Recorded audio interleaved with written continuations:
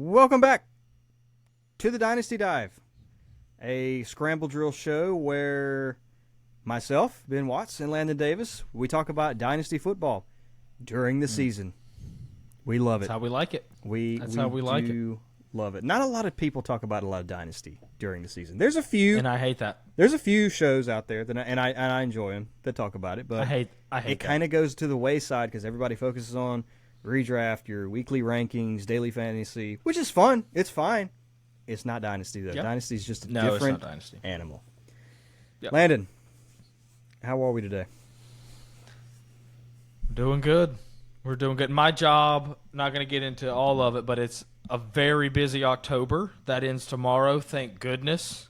So I'm excited for that. And, my Washington Commanders are, for the first time in a decade, worth cheering for. So I'm excited. My fantasy seasons, my most important ones, are not going how I would like them. But this year I at least have the solace of the Commanders, so where I can still enjoy football. So yeah, that is a good feeling, dude. I sent you the picture from the concussion movie of Will Smith. He goes out and he's like excited and crying, and it was like Commanders fans realizing they have the best quarterback in the division because they do. They do. It's hard to say we don't. I mean, he's played 8 games at this point, but it's hard to say. There are a lot of tough people out there who would still say like, "Oh, you got to give Dak the respect." I'm like, maybe look at what they're doing right now. I'd say he's for sure ahead of Dak. But I feel like there's probably people that would argue Jalen. But look at what Jalen's doing versus what Jaden's doing. It's not close. Anyway, we've got one topic, I guess, kind of 4 different parts to the topic. Not a fun one. Not a fun one. You're a fun one. You're in one of these situations, actually. I am in one too, but I don't know. It's one of the better situations to be in. Anyway, we'll get into it in a little bit. We got some news, and then the main topic we're going to do is the season started, and let's say you weren't planning to rebuild. And 8 weeks in, guess what you got to do? Rebuild. You're not going to win it this year. You're 2-6, and it's not looking good. Yeah, you're down bad. So what do we do now? What do you do now? There's 4 classifications. We'll get into it. If you've got future value in your first, if you've got future value in not your first, if you've got old good veterans and your own first-round pick, or if you've got nothing and don't have your own first-round pick. That's the last one. That last one's going to be really depressing. We'll probably speed through it, and we'll hand out tissues at the end of the episode for those people. But first, before we get into it, we've got some news. Some things have happened, some interesting things. The first one, and Josh is going to need some tissues for this, Anthony Richardson had a horrible game Sunday, pulled himself out of the game because he was tired, and the Colts have now benched him for Joe Flacco. Yeah, we were on this last week. If you listened to the episode. And I said it on about the episode earlier this week with Josh that they probably are going to bench him. Yeah, we were on it, and we were talking about guys who have risen and fallen the most this season, and obviously he was one of the biggest fallers. And I basically said, look, all the guy has to do is be good enough to not get benched by the Colts. And we both said he hasn't proven that he's not going to get benched. And then, 1 week later, he's subbing himself out of the game like a basketball player. What was that? I've never seen that. A quarterback? I would get it if he was hurt. But gosh. You being tired, you're the face of the franchise. You don't come out. Anthony, you got to lie. You got to lie, man. Yeah. You've got to. You can't just say, I was tired, man. I was really tired. What do you want me to do? Been running around a lot. When you've got guys out there, and I know you watched quarterback last season. When Patrick Mahomes rolled his ankle, couldn't walk, and Andy Reid forcefully had to pull him out of the game because Mahomes is hopping on one leg, handing the ball to the running back. Quarterbacks do not come out of the game without a serious reason. That was crazy. But anyways, point is he gets benched. And we said, like, we were talking about, man, do you buy him at this price? And I said, it's a risky buy right now, even at that price, because this guy could have – obviously, he's going to get another chance, right? He's not done with the Colts. I don't know if the Colts are going to get rid of him. Like, it's – No, he's the week 1 starter for the Colts next year for sure. He's going to learn a little bit this year, and it'll be good. But still, it's a risky buy, like, even now. Like, we compared him. What did we say? We said this is there's a lot of Justin Fields from 2 years ago things here, where Justin Fields in redraft at one point, he was like the QB 4 or 5. Not Dynasty ranked QB 4 or 5, but he was like that in redraft, and it was like, this guy's 23, he's the QB 4, why should we not have him this high? Well, he might get benched, and that happened, and then it's happened now with AR, so yeah, we were on this, and we didn't think about the fact that and it's not exactly the same situation. Maybe he's Trey Lance. Maybe he's just not good. Yeah, but you know who this is great for? Oh gosh, yes, my boy, our boy. Boys, fire up Josh Downs. I was thought you said Jonathan Fire, Taylor, but Josh Downs, yeah. Oh yeah, it's great for Jonathan. It's outstanding for Taylor, outstanding for Pittman. And literally, like you have said it before, Josh Downs is a wide receiver 2 when Joe Flacco plays. Wide receiver 2 when Flacco plays. And he was great this week. He had like over 20 with Richardson. Well, but Richardson he's like an 80-yarder. Yeah, he's a wide receiver 2 when Flacco plays. I said last week he's unrosterable when Richardson's the starter. He's a wide receiver 2 when Flacco plays, and so it's good for him. Yeah, I mean, it's nothing. You're flexing him in every league. Nothing against You're flexing him in every league. But I hope he stays out the rest of the season because that's awesome for the Colts starters. Awesome. It is. Yeah. Yeah. So, unfortunate for Josh. I know Anthony Richardson was his boy, but he's not done. He's not done. Don't worry. No. He's definitely their week 1 starter next year. Yeah. All right. Deontay Johnson, the first of I guess the big trade deadline trades goes to the Ravens. Yep. I don't like it from a fantasy standpoint. I'm gonna be honest with you. Yeah. It's great for the Ravens organization. Probably the only person this helps really I guess 2 people would be Lamar and Derrick Henry. Because the offense is just gonna keep going up. Yeah. Offense is just gonna be a little better. To me, Deontay Johnson is a less explosive, worse after-the-catch version of Zay Flowers. They do the same thing. They're small. They run routes and get open. Zay Flowers is just better after the catch. So, it's not like Deontay Johnson's been a great red zone threat in his career. We know that. We know that. He had 1,000 yards and no touchdowns. I think he probably – he's going to take a few targets away from Zay. Zay's still going to get a lot of run, but he's still going to take a few targets away. It's going to hurt Andrews, and Andrews is really not in a spot where he can afford to get hurt too much more. No. But the Ravens will get better. It'll be fine. I mean, it was clearly one of the – he didn't make a big fuss about it, but it seems like he has made it clear to the Panthers, you're trading me. Like, I'm not playing with this. No. That Washington game broke him. Remember, he started out, he had like a 15-yard catch in the first drive, and then no more catches the rest of the game, and basically sat out the second half. And then he was injured last week when it was like, where'd that injury come from? It's kind of phantom, and then, we're gone. Yeah, I don't like these phantom injuries for wide receivers to get what they want these days. It's it's that NBA influence, player empowerment. And I guess to a certain extent, I get it. I mean, like if you're not getting well compensated for what you're doing, or I don't know. He didn't ask to be traded to the Panthers. No, he wanted to be traded, not to the Panthers. Yeah, the Steelers said, "All right, here you go. Bye." Here's a question, and this will segue into our next news. Does this mean anything for any Panthers receivers? I mean, are you interested in anything the rest of the year? I mean, I think it gives you a slight little interest boost to Xavier Legette. He's not been bad so far this season. He's fine. I don't think it's a massive boost just because I think the offense is so anemic there. Yeah. But, yeah, I mean, a little more interesting for Leggett. His dynasty value stays the same, really. And, yeah, we'll see what happens with Chuba All right, now go ahead. Name another receiver there. That's not Adam Thielen. That's not Adam Thielen. There is – good question. I can't give you one. I don't know. I thought I know. No, I don't know. I mean, Jatavian Sanders, maybe he gets a few more targets. Who knows? He hasn't looked bad in the time he's got. Yes, what's it? The guy, there was a guy in there. Trimble? Is he still there?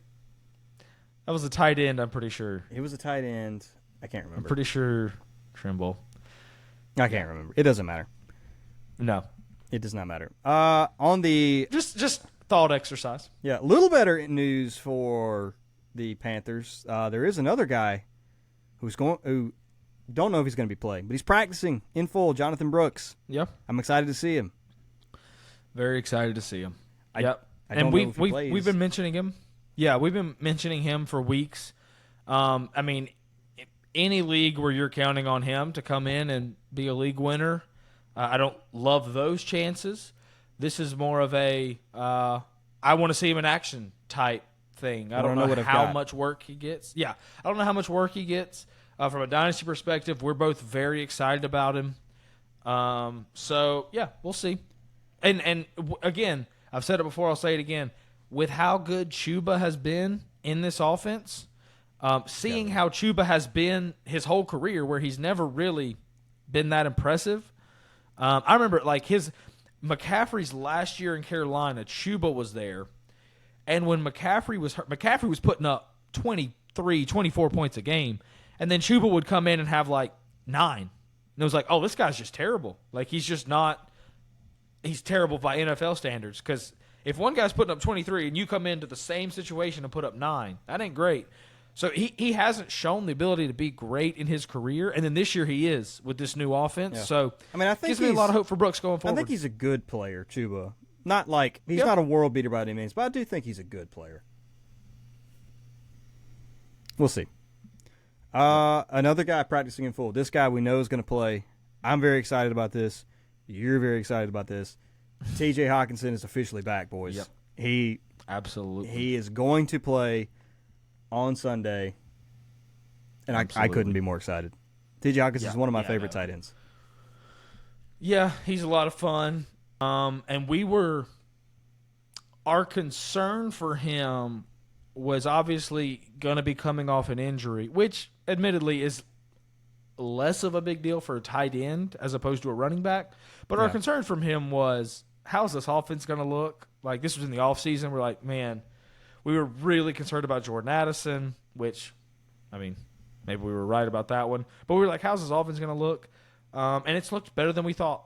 So Sam Darnold's played well. The offense is kind of clicking. I know they've lost 2 straight, but, I mean, it's not really been on Darnold. He still played well. No. So, yeah.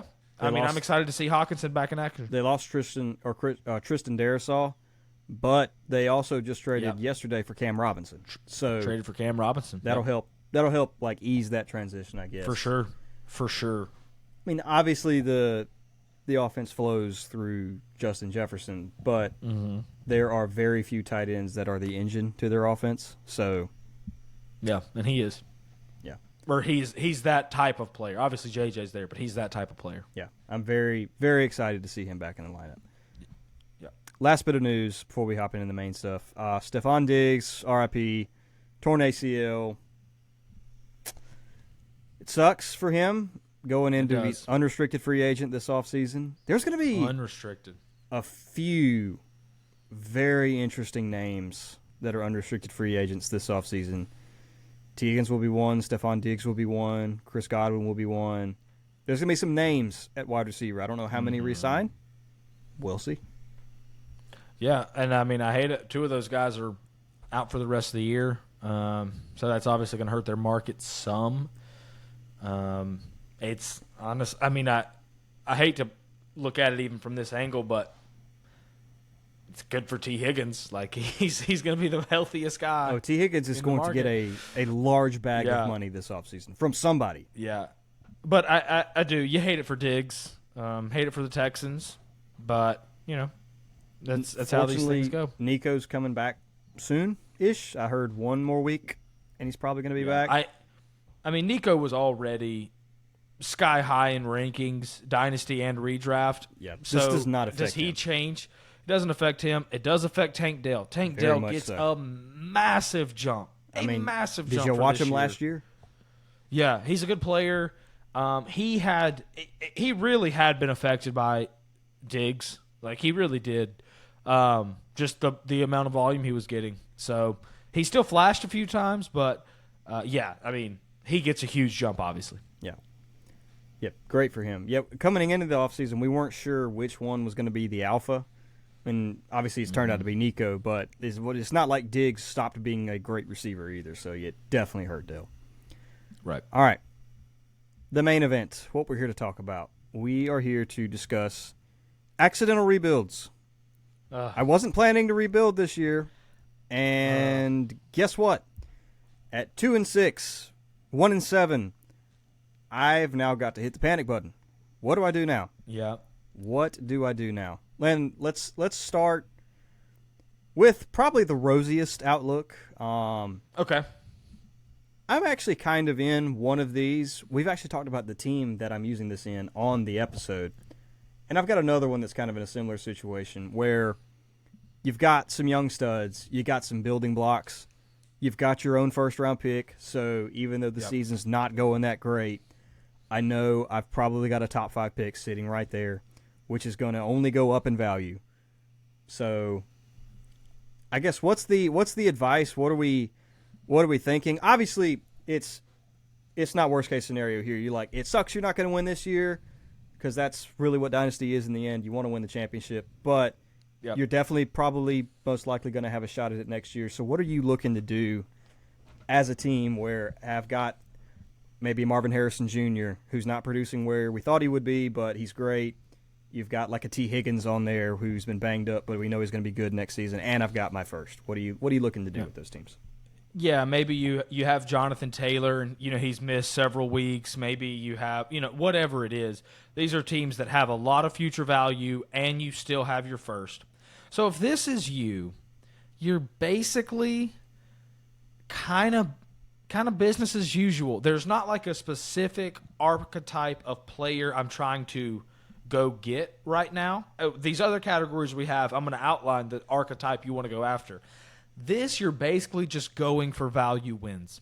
So if that value win comes in the form of a player, a young ascending player, a Roma Dunze, if that comes in the form of even somebody older who's going to be productive for several years, whatever that is, you'll take that value win. Or if that value win comes in the form of a pick, if you can trade a guy for a who's probably not worth a first for a contending first, you make that trade. You are just looking for value wins regardless of what type of asset you're getting back, because you have your first. So you're not truly incentivized to win. Like it's fine if you are sending a few points away if you're getting a fair value pick in return. That's fine because you're not incentivized to win because you own your first. That's not the case for all these types we're going to look into today. So when it doesn't really matter how many points you're scoring, you're just trying to get value wins in whatever asset form they come in. Yeah, I like that. And and I like how you said value win. It doesn't necessarily, like you said, have to be picks. And don't always get too caught up in, I've got my first, I'm not winning. Do I need to get these points out of my lineup? Like, no, like it's fine. Like if you bring in a Roma Duns or somebody even that makes your team better, like Drake London. A Drake London, yeah. Like, oh well, my pick's going to go down. I'm like, okay, your pick went from 102 to, let's say even 105. Like you brought in Drake London, and you're going to have a top 5 pick. I like this incoming rookie class. It's going to be fine. Yeah, so like I said, I'm not like you got to go all in on receivers. You got to go all in on picks. If you have future value, like if you're like even no matter what happens, I'm fine going into 2025. It just hasn't worked out this year, and I own my first. You're just looking for value wins. There's no specific archetype of asset you're looking to go after, as we'll talk about in these next few groups. Yep.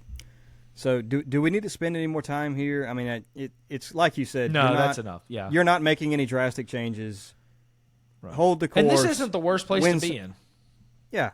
Hold the course, win some trades when you can, but don't panic. This next one, it's another I'm not panicking situation. You're in this situation. You're not panicking. I've got some good players on the team. Say I've got a Marvin Harrison Jr. I've got guys like a Jonathan Brooks who's going to go up in value. Guys like that. But I sent my first away. I was planning on winning this year, which is why I sent the first, and it hasn't worked out. Now what? Gosh, this one hurts me. I'm not going to get into this season, but I am in this spot in the granddaddy of them all. I don't like it, Ben. I'll tell you that. I don't like being here. But going into 2025, even if I don't have any picks in the offseason, my team is going to be fine. Like, I've got enough future talent on the roster where I feel good, and I don't have my first. So when you're in this situation, I've been thinking about this for a while because I've been seeing this coming in my own situation for a while. I think the play, we always talk about first round picks always go up in value, right? And when you're a rebuild, it just makes sense to go get first round picks, right? Like that makes sense. I want to stockpile. They're going to go up in value. This time in April or May, they're going to be worth more. I'm zigging a little bit when everyone else zags that direction on this type of team, and here's why. If you don't have your first round pick, it doesn't help you to lose. So, like, it helps the guy who has it. Yeah, when you're a rebuild, it's like, okay, I'm going to trade some players, bring in some first round picks. It'll get points out of my lineup. I'll get a better pick. That's great if you own your own pick. But if I don't have my own pick, I'm not interested in making it the 101. I'm not interested in making it the 102. Now, I will say this. If I'm in this situation, and I've already done this, I'm sniffing around for what the guy who owns my pick, how he's valuing it. I'm trying to trade for it. I'm sending an offer. But if I can't get it done or whatever, the way I'm zigging is I am looking, if I'm in this situation, for your more middle-aged assets that are going to be productive for several years down the road that are scoring points right now. So some examples of this, I'm talking about your A.J. Browns. I'm talking about a guy like a T.J. Hawkinson who's kind of in this realm. I'm talking about your D.J. Moores. I'm talking about your Jonathan Taylors. Guys who, if someone is rebuilding, lots of times rebuilders, and this is dangerous, they get so focused on first-round picks that they will actually overpay for them at times. They'll actually overpay. And let's say you don't have your own first, but you have someone else's contending first. If you can package that plus a little bit and bring in an A.J. Brown, because the rebuilding team is like, hey, I own my own first. I want to get points out of my lineup. A.J. Brown's scoring a lot of points. I'm going to trade him to you. Sometimes they'll actually overpay for a first-round pick, a contending first, just to get points out of their lineup. And you can take advantage of that because since you already have some young players who you feel good about going forward, come week one next year, one, you're not incentivized to lose, so A.J. Brown scoring points isn't going to kill you. And two, next year, you're going to love having A.J. Brown on your team because he's got 2 or 3 more years in the future. You're going to love having D.J. Moore on your team because he's got 2 or 3 years in the future. Same thing with Jonathan Taylor. Like, I've seen it over and over again. People who, once they realize I'm rebuilding, I want my pick to be high, sometimes they give away really good players just to add another first-round pick. And when you look at it in the end, you're like, oh, wait, they paid way too much to acquire that first, even though that first is going to go up in value. And, yes, A.J. Brown may take a value hit in the offseason. He's probably going to because he's getting older. At the end of the day, you're going to be very well positioned next year, week one, when you have your future value you already have and you have A.J. Brown. And hopefully that turns your pick, which right now may be tracking to be the 103, into the 105, 106. And your trade, when you traded it away, doesn't look as bad in the end at that point. Yeah, I see a lot of people, and I agree to it to a certain point, is you never want to be stuck in the middle. And that's true if you've got your own first-round pick. But it's like you said, if people and I will see people overpay to get, like, they're like, I'm not going to win. I've got to get my first. I've got to get my first back. Even if that pick's the 101, sometimes you're going to have to overpay to A, make it the 101, and B, even get it back. So just don't panic. I mean, AJ, like you keep mentioning AJ Brown, and I like that one for this situation. Yes, his dynasty value's peaked. It's only going to go down from here. Yeah. I don't see many worlds where AJ Brown's not a top 10 receiver next season, like going into next season for 2025, not a top 10 receiver. Right, and again, let's be clear. You're going to be happy with that. This is if you have a base of, I like my talent going forward. Like, I like my future value is good. It just hasn't worked out this year. I have, like you mentioned, you have a Marvin Harrison Jr., you have maybe a Brock Bowers, you have a whoever, you have a Bijan who he stumbled out of the gate a little bit and that may have hurt. Like, you have those guys. I like where I'm going forward. I'm sitting at 2-6. I don't have my first round pick. I thought I'd be better than this, but I'm fine next year anyway. I'm looking to add some of those more middle-aged guys, your Jonathan Taylors, guys like that, who week 1 next year, when you package your young players you already had, your future value you already had, with some of those who are going to be elite producers again next year. Those guys are elite producers next year, not good, not wide receiver 18. We're talking about an elite producer, or in Jonathan Taylor, you're talking about a guy. Look at what Joe Mixon, Alvin Kamara, Derrick Henry are doing. Yeah. These guys are 27, 28, 29 years old. Jonathan Taylor's 25. You don't think he's going to be productive at 26 and 27 when he has a contract? These are guys I'm going after right now.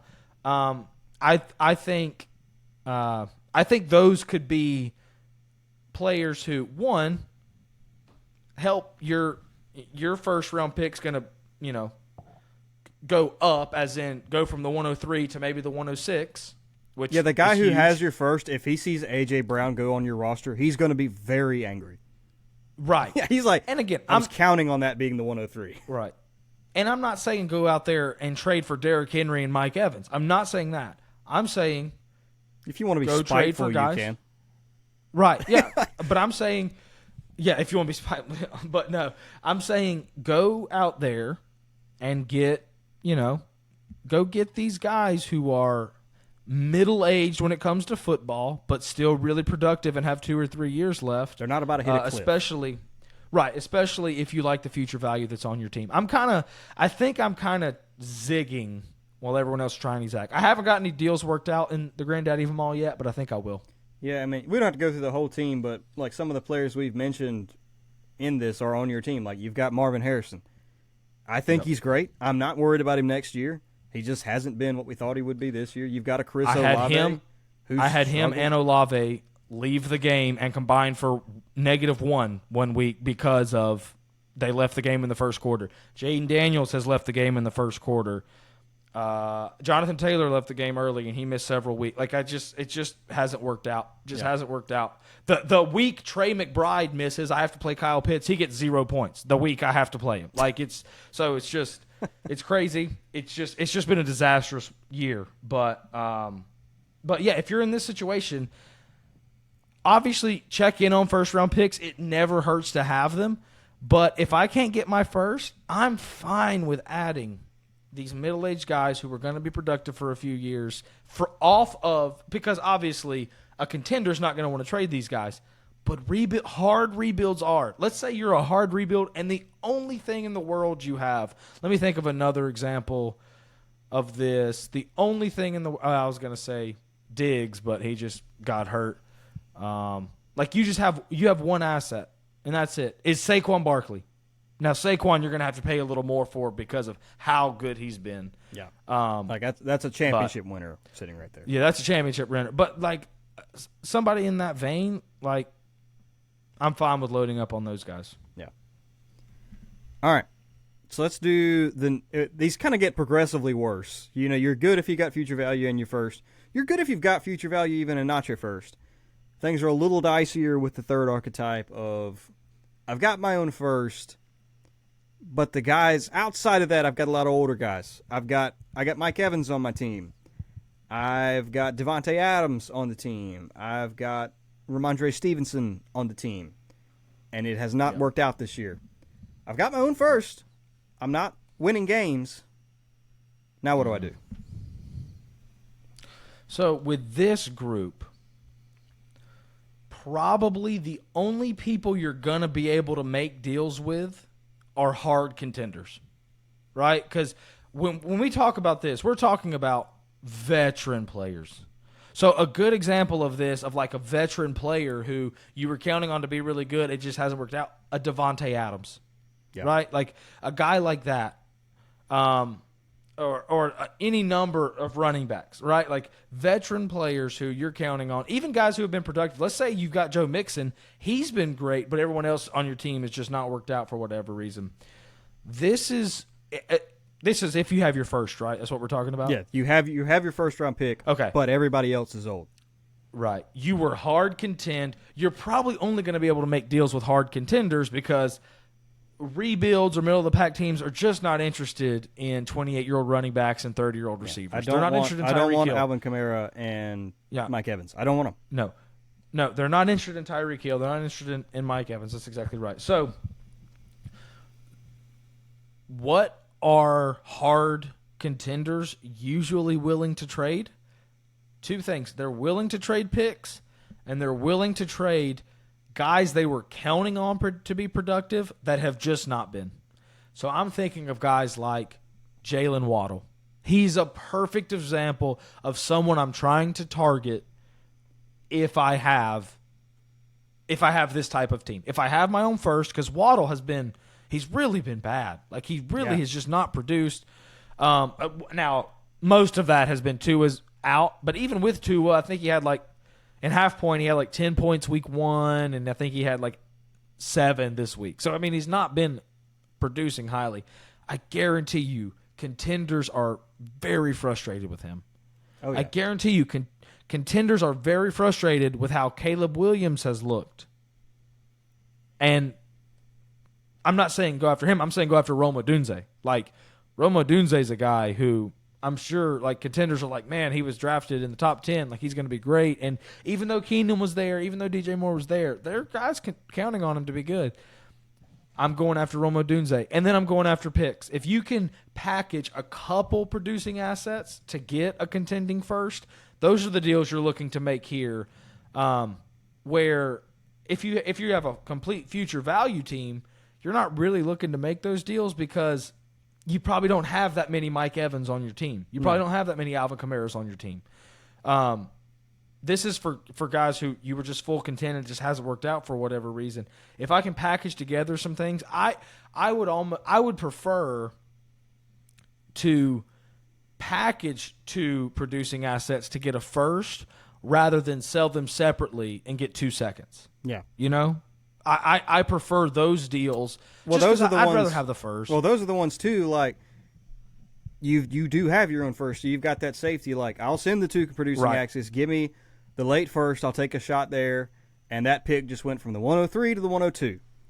And if you can do that again and get another late first, I've got the 101, and now I've got the 110 and 111. Let's see what I can do with that.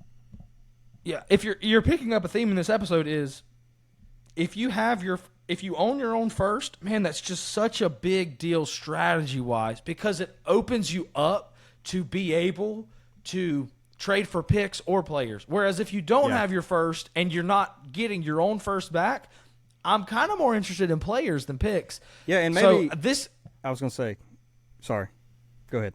I was going to say a lesson I've learned the hard way this year is I'm kind of out on trading first way down the line. I will trade when the season is going on and I know I'm good, I'm very willing to trade my next year's first. I'm out on trading any farther down the line. Even in the offseason, if I think I'm going to be really good, in the granddaddy of them all, man, I thought I was going to be good. I thought for sure I'd be in the playoffs. I thought for sure I'd be contending for a championship, so I traded my first. Well, then this happens, and I'm sitting here wishing I had it so bad because it just gives me so much more options of the types of assets I can bring in. So I'm out on trading my first. Yeah, no, what were you going to say? It was kind of piggybacking on the same thing because for a while now, you and me, particularly in like a league like the Granddaddy of them all, like I never have my own first. I've always traded it and flipped it somehow, but as our years of playing Dynasty have gone on, it's and maybe it's just started to catch up with us a little bit. Not having that first, especially like I traded my 25. It's a big deal. I traded my 25 first before this most recent rookie draft. So like coming into this season, man, I wish I got it back eventually, but like I really wish I had not made that trade and just kept my first. Right. I really wish I just kept it. It would have made a huge difference going into this season for me. So I'm with you. You have got to be beyond certain. Like I need. It's got to be there's very rare circumstances where you're willing to trade a future pick down the line. Yeah, I'm never offering it. It has to be like something's offered to me and it's a steal, so I accept it. I'm never putting a trade together and offering my first anything. And even I'm not even trading my next year's first in the offseason. I'm waiting till I know I'm good. I'm waiting till I don't like trading the 102. I don't like it. That doesn't feel good. Not when you're not going to get any better from it. No, it does not feel any good. There's very rare instances. Very rare. I'll use log as one example of I'll be I guess arrogant. It's a super team. It's extremely good. Really good team. It's won two out of the 3 championships like the past 3 years. It's very much in the hunt this year. All I needed was a tight end, and I got offered Trey McBride for my 26 first. I'm like, I have to take that. Yeah, there are circumstances where you're like, yeah, you have to do it, but you have to. I'm not actively trying to do it. Right, I'm not like sending it on purpose. Yeah, so if you can sense the theme in these, no matter if you're a team that doesn't like you have a lot of future value, or you're a team that doesn't have a lot of future value. If you have your own first, it opens you up to be able to trade for players or picks and feel fine about either. Because either way, if you get good players and you start winning, you're winning. If you get picks, if you trade players and get picks and you start losing, you get a better pick. If you don't own your first, I'm kind of leaning more towards players at this point because I hate having my pick be high and I don't have it. So it just opens you up to so many more avenues of assets you can acquire. Way more flexible. Way more flexible. And it prevents you from being in the last situation we're going to talk about. Knock on wood. Praise the Lord. I've never been in this situation, so I guess it's hard for us to give amazing advice here because I've never had to do it, and I hope I never have to do it. But let's say your team, you got some... And let's almost break this in 2 ways. Let's say you've got some older guys, but you don't have your first and you're not winning. Or you have nothing and you're not winning and you don't have your first. Yeah. Now what? So occasionally you can get into this of your own doing, but I see this more popular really with orphan teams. Like you got some buddies in a league and somebody drops out and you take over their team and it's just a disaster. I have seen this. So I'm going to give a little bit of the same advice as if you did have your first. I'm very interested in your Rome Odunzes. I'm very interested in Chris Olaves and Jalen Waddles. And it's going to be hard to get those guys because it's going to be hard to get them. Your best receiver is Cedric Tillman? No, I'm not going to get you Jalen Waddle. Yeah, it's going to be really hard to get them. Yeah, so I'm going to throw that out there if you can make that happen. And obviously you check in on first from contenders and things. But at the end of the day, in this situation, the only way to get out, and we've seen it happen, is you got to hit on second-round picks. Yeah. You buy seconds, and you just have to get Devon Achane. You just have to get Trey McBride. You've got to get Puka Nacua. And I know you're saying that's way too hard. That's so unpredictable. Nobody can predict it. Yep, that's right. You are absolutely right. But guess what? And if you want to get you're in a bad situation. The only other button you have to press, and it's not a bad one. I'm fine with pressing this. First round picks for 2 rookie drafts away. That's the other one. Like right now, that would be 26 firsts. 20, if you 27 can stop, firsts even. Like if your team is that bad. Yeah. If you can get some 26 firsts and you can go into this offseason and you have 3 26 firsts, that's probably your best bet. And here's another thing. If you ever have the option, and I think this is really good Dynasty players probably understand this, but I think some people really conflate these two things. If you ever have the option for a second next year or a first in 2 years, always take the first in 2 years. Yeah. Always. Like always. If you have the option to trade someone for a 25 first or a 26 or a 25 second or a 26 first, always take the first. Those two things are not equivalent. They're not. It may seem like it. It may be like, yeah, it's a second, but it's a year sooner. No, always take the first. It doesn't matter. It doesn't. Yeah, always take the first. That second can never be the 101. That's not always going to be that way, but you never know with the first. Yeah, right. So you've got to load up on second round picks, and you're just going to have to hit on some to get out of this. You just will. It's a bad situation. There's no guarantee you're going to get out of this it may not happen in a year. It probably won't happen in a year. No, it won't happen in a year. It may not happen in 2. So that's why I'm saying first round picks 2 years down the road. If you can somehow get a Jalen Waddle or something like that, you do it just because I guarantee you people are frustrated with them. And if you have Mike Evans, there's deals with real contenders where you can add something to Mike Evans and get Jalen Waddle. That's possible. Like that's a trade that can be made. But yeah, you're looking at second round picks. You're looking at only players that go up in value. Jonathan Brooks, go see if you can get him. Oh, you cannot take any value losses. None whatsoever. You can't. Like you have no room for error on that. You just don't. Only players that'll go up in value, second round picks, and then first 2 years down the road. Because people obviously are more willing to trade.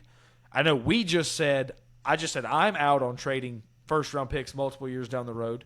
But people are just more willing to trade them, and it makes sense. Like that's a problem for a later day, right? And it's usually a contender you're going to do that with. They're like, okay, I got a shot at a championship right now. I can get rid of that pick for. I know he just got hurt but when Chris Godwin was producing, like, I'll give you my 26 first for the wide receiver 2. Like, I don't care if he's 28. Right. So that's what you have to do, and it's not a great spot to be in, but that's your best way out at this point. And I'm sorry if you're in that spot. I'm sorry if that's you. Yeah, and to give some hope, we've seen it pan out very well before. Seen it. We've seen it. Our buddy Alex, he's in actually one of our OG leagues, the League of Ordinary Gentlemen. We call it LOG. He took over an orphan team, and it's like a buy-in. It's not a high buy-in, but like we waived his buy-in for that year. We're like, man, this team is not good. We're just looking for somebody to take it over. If you're willing to do some work, we'll waive the buy-in. You kind of do your thing. So he goes in. This team was atrocious. It genuinely was horrible. Atrocious team. No first-round picks, at least not like the year he had it. But he was able to get a couple second-rounders, a third. And so we're like, he's not going to do anything, whatever. He's off in his own line. So this man goes and he drafts Sam Laporta, Puka Nacua, Devon Achane, hits Kyron Williams off waivers, and he did get a first. He was able to trade up and gets in at the 108, got C.J. Stroud because people let him fall. I mean, no, so he did not draft Puka. He drafted Stroud. That's right. He drafted Stroud. and wound up trading Stroud for Puka plus a decent deal. It was a decent deal. And yes, but he just hit on all those guys. Every single pick he made hit. It's not a common situation. It may never happen again, but it can. I've seen it in a league happen. He's now a contender. You're not after 1 year. You're not going to do that. You're not going to do that. But if you can get 3 first-round picks and say you would have gotten Devon A-Chain and then 2 other guys who don't hit, you still feel good about that. That's the type of thing that starts to turn it around for you. It's terrible. It's harsh. You got to hit on some of these guys. You just have to. And that means don't just ignore the league. It's gonna make you a better dynasty player actually to do that, because you're gonna have to research guys. You're gonna have to take some shots and call your shot. Yep. But absolutely. Yep. Anyway, very good. Hate to end on the depressing one, but hey, that's a situation though. I'll be honest. That's a situation I'm fine with going after Anthony Richardson in. Oh, you're gonna have to. You got to take big swings. You got to take big swings, and that's a big swing right now. And guess what? If he doesn't hit, your team sucked anyway. It's just going to still suck afterwards. Yeah, Amari Cooper would be bad on your team next year anyway. So just trade him plus for Anthony Richardson. Why not? Yeah, I'm fine with it. Yeah. Anyway, I think that's all we've got for you today. Anything you want to add, Landon? I hate thinking you're going to contend and then it not working out. No, it doesn't feel good. I'm still annoyed because in Mully, I came into the season a contender, started 1-3, so I started trading for firsts and other assets, and now the team has turned it around, and now lighting the world on fire. I've still got 3 first-round picks, and now I can't sell the first-round picks. But Mully's also a weird league, so. Can I pat ourselves on the back, possibly prematurely? Possibly, sure. Can we jump the gun on giving ourselves praise? Always. What did we tell you people all early in the season, ever since I'm doing this podcast? Ben, can I ask you who the wide receiver 1 is right now? That would be Jamar Chase. Jamar freaking Chase. What did we tell you people? I knew it. What did we tell you people? He's going to be the Dynasty wide receiver 1 after this year if he keeps this up. Your call was he's the Dynasty wide receiver 1. He hasn't been put there yet, but he was down to Dynasty wide receiver 4 or 5. He's not now. He's shooting up. People, listen to us. Listen to us now, and I get it. He may not finish there. I get it. But he's wide receiver 1 by a little bit right now. It's not 3 points separating him. It's a little gap. I mean, that was the call. My call was he finishes the wide receiver 1, and that's going to put him at Dynasty wide receiver 1. Now, I was wrong about Marvin. I thought Marvin would end up as 2. He's not right now. Who knows? If he goes on a run, he's coming off a 20-point game. I will say if he goes on a run of 3 or 4 straight games of 17 plus. Yeah. I know he had a bigger game earlier in the year, but this was, watching him play, it was the best he's looked all year. He was getting open, his routes were crisper, he looked more agile. This game was the best he's looked. But the point is Jamar Chase. What did we tell you? That's my guy. What did we tell you? My guy. Why were people out on him? Because Jake Browning was throwing him the ball last year? Is that why? I genuinely don't get it. I mean, he's got Joe. Was it T. Higgins was there? Was that the worry? T. Higgins has been there. That wasn't it. T. Higgins has been there this entire time, and he's before he was there. Yeah. I do not understand. And like I said, hey, maybe I'm a little premature here. Maybe he doesn't finish there. Maybe he finishes wide receiver 4 or something. But my gosh, guys, we told you, Jamar Chase. I mean, he's hit it. I mean, yeah, he's just on a fire stretch. I heard Dynasty channels saying Jamar Chase was the biggest sell in fantasy football. Right now?